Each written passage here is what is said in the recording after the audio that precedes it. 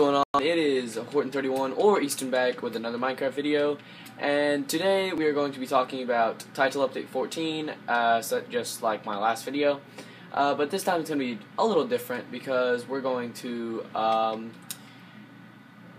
speak more in depth about some things if you don't know quite what they are, such as anvils. Some people don't know what anvils are, and I guess I can just go ahead and start off with that. Basically, an anvil is a tool. It works just like an enchantment table, but there's a difference. And hang on, let me just. Okay, sorry about that.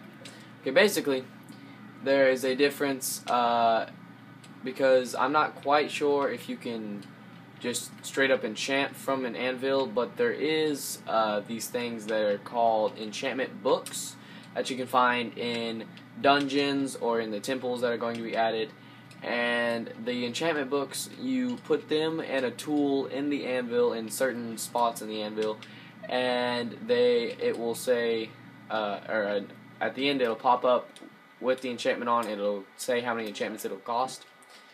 And so, say you're putting efficiency on a pickaxe, it might cost 7 levels to put efficiency 3 on a pickaxe. And so you click on that and put the efficiency on, and then that's like that. And then you can also name tools. So that will also cost enchantment levels, but if you put a tool in and then type up in the top a name, then it will, depending on how long the name is how many enchantment levels there are. But so basically, if you can have a pickaxe and you can name it, instead of it saying diamond pickaxe, you can name it mother of all pickaxes or something like that. You know, that's just an example.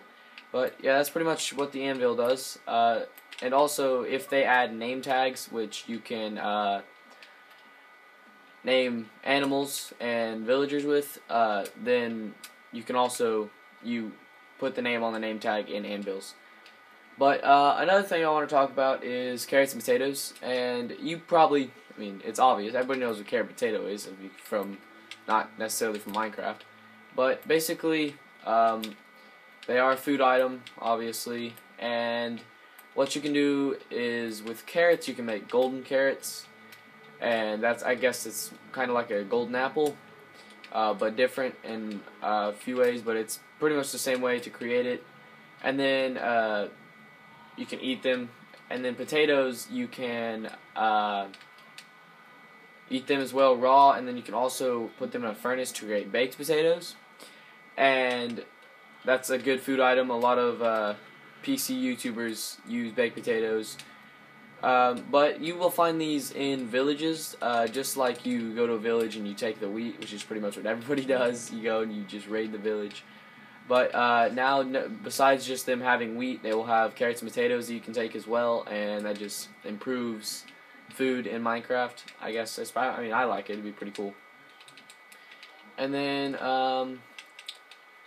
since they have added the golden carrot, that also means they might add a couple new potions, because I'm not sure if it was invisibility or night vision, but one of those two takes a golden carrot to make.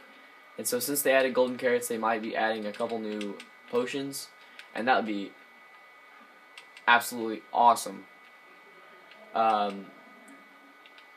Yeah. Sorry, I just lost my train of thought there. Something else that we can talk about is wither skeletons. And if you don't know what a wither skeleton is, it's basically a skeleton that is looks like it's burnt. It's kind of tinted black. And instead of a bow, they have stone swords, and they're found at nether fortresses. And so that would be really cool, just an extra mob in the nether that you have to deal with. I think they're pretty cool because they don't shoot, they do melee, and they're actually, I think they're 3 blocks tall instead of 2 blocks. So that'd be really cool. And then now actually, for the last thing I talk about, I want to go into desert and jungle temples. And now jungle temples are found in the jungle, obviously. They're made out of mossy stone and